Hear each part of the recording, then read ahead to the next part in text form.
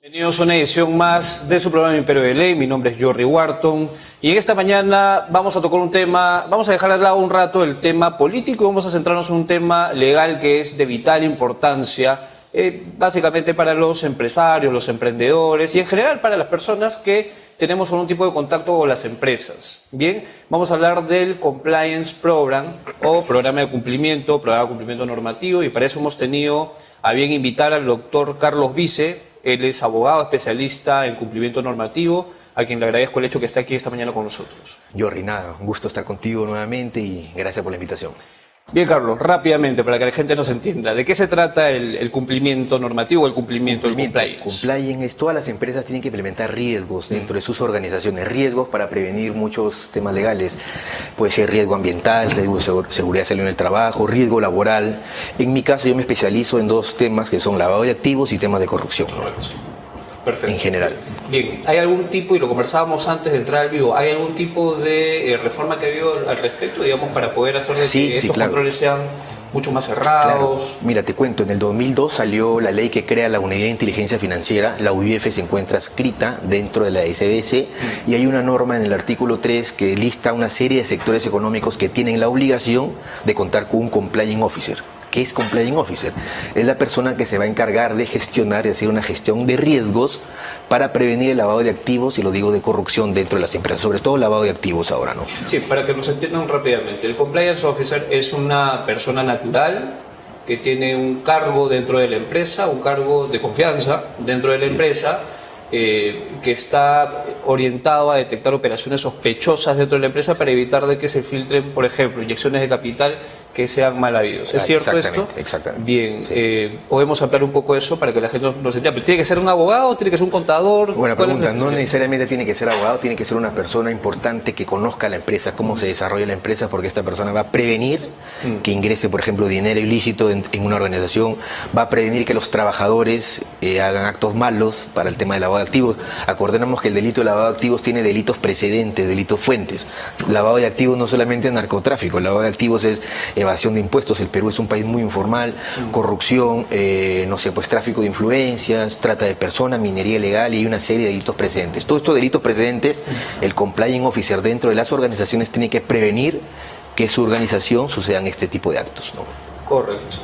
Digamos, dentro de la estructura organizacional de una empresa, ¿tiene que existir algún tipo de comités, algún tipo de organización, algún tipo de reuniones? ¿Se tiene que dar una agenda, se tiene que hacer una junta? ¿Cómo funciona eso? Claro que sí, todas las empresas tienen que tener un programa anual, por ejemplo, en estos temas, tienen que tener un comité de auditoría que esté supervisando, tiene que tener una auditoría externa que también monitoree todos estos tipos de mecanismos para prevenir esto, ¿no? Tienen que haber herramientas tecnológicas. O sea, acá es muy importante, así como estos delitos o estas organizaciones criminales van avanzando y se van innovando, dentro de las organizaciones también el compliance tiene que innovarse. Entonces tiene que tener muchos recursos, herramientas tecnológicas para que lo puedan ayudar a detectar este tipo de delitos, ¿no? Correcto. El compliance officer o el oficial de cumplimiento, ¿en qué se diferencia del oficial de cumplimiento normativo? Porque son dos personas que tienen finalidades que quizás tangencialmente puedan coincidir, pero que, digamos, en la práctica hacen cosas diferentes. Sí, ahora te cuento, en el 2018 salió la ley 3424 que designa al encargado de prevención de temas anticorrupción. Entonces, dentro de las empresas tenemos al compliance officer de lavado de activos, al oficial de cumplimiento normativo, que se encarga sale una norma nueva que le impacte a tu organización, este oficial de cumplimiento normativo tiene que implementarla, y ahora el encargado de prevención anticorrupción. Sistema financiero, por ejemplo, tiene el oficial de conducta de mercado, que ve los temas de transparencia, ¿no? Todos estos temas regulatorios siempre están innovándose. Está innovándose y ciertamente en ese sentido creo que estamos bien, porque como tú bien dices, estamos innovándonos y estamos siempre tratando de estar a la vanguardia y tratando de ser lo más regular todo esto para evitar que casualmente existan este tipo de filtraciones. El oficial de cumplimiento normativo o el oficial de cumplimiento en general opera de la misma manera en una empresa industrial que en una empresa financiera? Muy importante esa pregunta también. No, los sectores económicos, las empresas tienen realidades diferentes. Una constructora, por ejemplo, va a ser muy diferente a una minera o un banco, ¿no? En ese sentido, quiero recalcar que las normas de la Superintendencia de Banca se ajustan muy bien a la realidad. Son normas bien dictadas, ¿no? Hay resoluciones especiales de la Superintendencia, por ejemplo, para mineras, para casinos, para bancos, ¿no? Entonces, a todo no aplica la misma realidad. Hay oficiales de cumplimiento. En un banco tiene que estar las 8 horas, por ejemplo, diarias. Ok, no existe ahí. Tiene que tener un área. No puede ser part-time. No, en un banco no, porque es una actividad más riesgosa, pero en otro tipo de sectores económicos, por ejemplo, una casa de cambio, que tiene que tener un oficial de cumplimiento, el mismo señor que tiene su casa de cambio, él puede ser el oficial de cumplimiento. O sea, no tiene que contratar otra persona. ¿Y la norma lo dice? ¿Hace estas salvedades? La norma lo dice, exactamente. Correcto. O sea, no es lo mismo tener un oficial de cumplimiento en una sociedad agente de bolsa que una entidad financiera tradicional. Exactamente. No es lo mismo. Así y esto básicamente se da por el nivel de riesgo o nivel de exposición. riesgos, a ver, si eres una gran constructora, hay muchas cosas importantes, sí tienes que tener tu oficial de cumplimiento de las 8 horas, pero si eres una constructora mediana o pequeña, no, puedes tercerizar este servicio, o puedes tener un oficial de cumplimiento que vaya 4 horas a la semana, o puedes tener un comité que haga esta función de oficial de cumplimiento. Entonces la norma se ajusta a la realidad de cada empresa, eso es muy importante. ¿Qué quiere la unidad de inteligencia financiera? Es que quiere que las empresas designen su oficial de cumplimiento, su compliance officer, y le informen si existe alguna actividad sospechosa, ¿no? Bien, seamos un poquito más claros y menos densos con el público que no necesariamente está o entiende rápidamente esto. La SBS es quien hace el control, ¿verdad? A través de la UIF. A través de la Unidad de Inteligencia Financiera. Exactamente. Correcto. ¿Y la Unidad de Inteligencia Financiera designa quiénes deben ser los oficiales de cumplimiento normativo o lo designa la propia empresa? Lo designa la propia empresa, lo designa el directorio de la propia empresa, tiene que cumplir con ciertos requisitos. Bien. Va a la SBS supervisa, evalúa el currículum y los requisitos, y si cumple, la UIF aprueba esta ¿Qué designación. requisitos debe cumplir un oficial de cumplimiento? Antes de ser asignado, lógicamente. Tiene que tener mínimo 6 meses en la empresa, tiene que tener solvencia moral, no tiene que tener deudas, bueno, puede tener deudas, pero tiene que pagarlas. O sea, ¿no puede estar en Infocor? ¿Eso estamos diciendo? Puede estar en Infocor, sí, pero tiene que pagar sus deudas, no tiene que estar en dudoso reputación, ¿no? Tiene que estar en normal siempre, no en CPP, en otra categoría que no paga las deudas. Claro, porque siempre se puede pasar de que tienes ahí una deuda chiquita que saltó, que te olvidaste. No puede ser. No puede ser. No puede Tiene ser. que estar totalmente... Exactamente. Ok. Importante. Bueno, el tema es clarísimo. Bueno, los oficiales de cumplimiento en realidad tienen también unos códigos de seguridad, ¿no? Porque son personas que, digamos, están constantemente expuestas a riesgos generales, ¿no? Porque justamente tratan de evitar de que el narcotráfico entre en las empresas, y eso hace que pues el Estado sea proteccionista para con ellos y los designa unos códigos especiales. Así ciertamente. es, exactamente. ¿Cómo funciona eso? Una vez que designan al compliance, al oficial de cumplimiento, te dan tus códigos secretos, y estos códigos solamente, y es muy claro, sirven para cuando el oficial de cumplimiento va a reportar una operación sospechosa.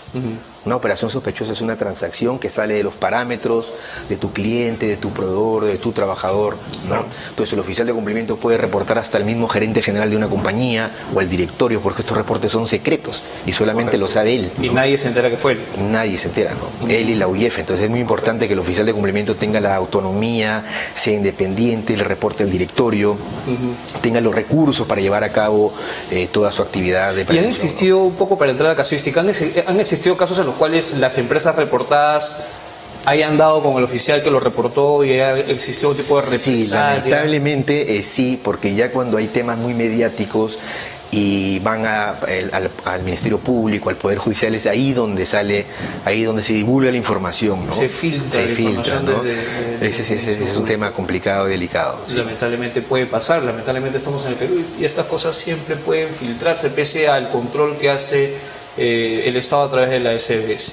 Bien, ¿qué tipo de empresas están llamadas a tener este tipo de control a nivel nacional en el Perú? Te cuento, en el 2002 salió la ley 27693 que crea la UIF. Esta ley lista una lista grande de sectores económicos. Primero están los bancos, financieras, cooperativas. De todas maneras, casas las financieras, de cambio, sí, todo el sistema financiero en general, ¿no? Casas de cambio, constructoras, inmobiliarias, las empresas que venden autos, notarios, martilleros públicos. Hice una lista muy grande. Recién en el 2018, por ejemplo, entraron los abogados, los contadores, los clubes de fútbol. Y esta lista sigue creciendo y crece a medida de también cumplir con normas internacionales, por ejemplo, las normas del GAFI, ¿no? El Grupo de Acción Financiera Internacional. Correcto. Entonces, la idea no es que todos los sectores económicos tengan un oficial de cumplimiento, los sectores económicos siempre más riesgosos. Ahora los lavadores o la gente informal ya no va a los bancos, no introduce el dinero en el sistema financiero, porque el sistema financiero siempre ya tiene software, ya tiene mecanismo para detectar. Exacto. Ahorita, de acuerdo a las estadísticas de la UIF, el primer sector económico más riesgoso para lavar activos son las constructoras y las inmobiliarias. Okay. Entonces ya el que tiene dinero ilícito puede ser del narcotráfico, de la corrupción, temas de informalismo, defraudación de impuestos, qué sé yo, ya no va a ingresar el dinero a un banco, porque el banco lo va a detectar. Lo controla rápidamente. Así es, va a través donde va a hacer proyectos inmobiliarios, va a comprarse un departamento, va a ver cómo infiltrar el dinero ilícito a través de estos. Y que, digamos, donde los controles no son pues los más Así es. los más densos. Igual el Estado peruano ya cumplió, salió la ley de bancarización. Antes, por ejemplo, te podías ir a un notario con tu dinero en efectivo y ibas a vender un auto. Toma los $10.000 y un notario, dame el acta de compra y venta, la escritura pública. Ahora ya no. De acuerdo a la ley de bancarización, el notario te va a pedir una constancia bancaria. Igual antes se podía salir con dinero en efectivo en el aeropuerto, ahora no, la ley de bancarización te pone límites, ¿no? Entonces, todos estos son controles que está poniendo el Estado peruano. Correcto. para evitar el dinero en efectivo, sobre todo. Si bien es cierto, hay una lista amplia, me gustaría que les cuentes a los televidentes que son pues ciertamente también emprendedores o gente que también quiere poner su propio negocio. ¿Qué empresas no están obligadas a tener un oficial de cumplimiento? Más que todo no. Primero a los emprendedores le diría que con estos temas no se asusten. Siempre que doy capacitaciones o cursos me dicen, Carlos, este es un costo más para la empresa, ¿no? Desde el punto de vista de las sanciones también se asustan. También, ¿no? No lo vean como un costo, sino véanlo como una protección para su empresa y para el país, ¿no? Como te digo, las normas de la SBS se ajustan mucho a la realidad. Entonces no, un empresario, un emprendedor que recién va a hacer un proyecto inmobiliario pequeño, no necesitas tener un oficial de cumplimiento a tiempo completo. Ese mismo señor puede ser el oficial de cumplimiento. Ahora, en general, en el 2018 salió la ley 3424, esta es la ley de responsabilidad administrativa de las personas jurídicas, es la ley de responsabilidad penal para las empresas. Esa ley dice que todas las empresas del Perú, no es obligatorio, pero tienen que implementar sistemas de compliance, programas anticorrupción. Okay. Esta ley se reformó después en un decreto legislativo.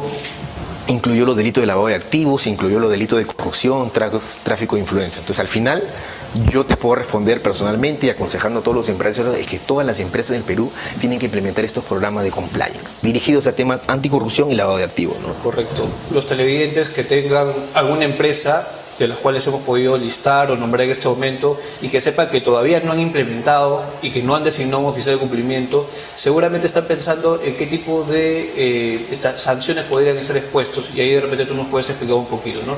¿Qué tipo de sanciones? ¿Cuál es la sanción más excesiva que te puede plantear la SBS versus cuál es la sanción mínima, ¿no? Si estamos hablando de empresas reguladas bajo la superintendencia, de acuerdo a esta ley que salió en el 2002, son sanciones administrativas.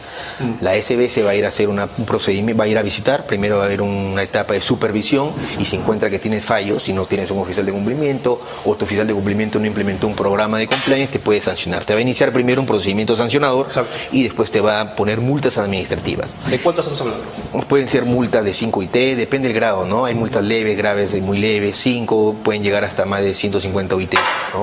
150 UIT. Estamos hablando de sanciones administrativas, ¿no? Sin embargo, yo creo que lo más complicado es acá es el riesgo reputacional y las sanciones penales, ¿no? Ya hemos visto muchos empresarios en la cárcel o detenidos por estos temas, ¿no? Entonces la norma, la 3424, correcto, la que no te digo que es obligatorio que todas las empresas implementen estos sistemas, pero si dentro de tu compañía sucede algún acto de corrupción, directo o indirecto, o sea, que decir, tu trabajador o tu cliente o tu proveedor o tu contraparte se ve involucrado en estos actos, el fiscal te va a iniciar un procedimiento penal y si te encuentran culpable y si no implementaste un programa de compliance, pues puedes ir a la cárcel, ¿no? Vamos a ir a un caso casuístico.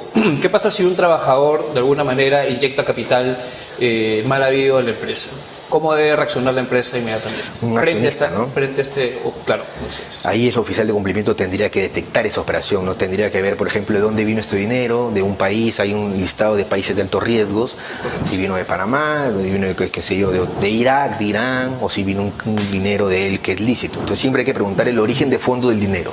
Este es el, digamos, el clic del asunto. ¿De dónde vino el dinero? ¿Cuál es el origen de fondo? Entonces, si es un origen que se puede sustentar y es un origen lícito, no habría ningún problema, ¿no? Ya, ese es desde el punto de vista del reporte, pero yendo un poco más allá. Y esto porque me enteré por un caso X, no voy a mencionar la empresa, una sociedad agente de bolsa tenía su propio oficial de cumplimiento. El oficial de cumplimiento quiso inyectar capital como cliente externo, ¿correcto?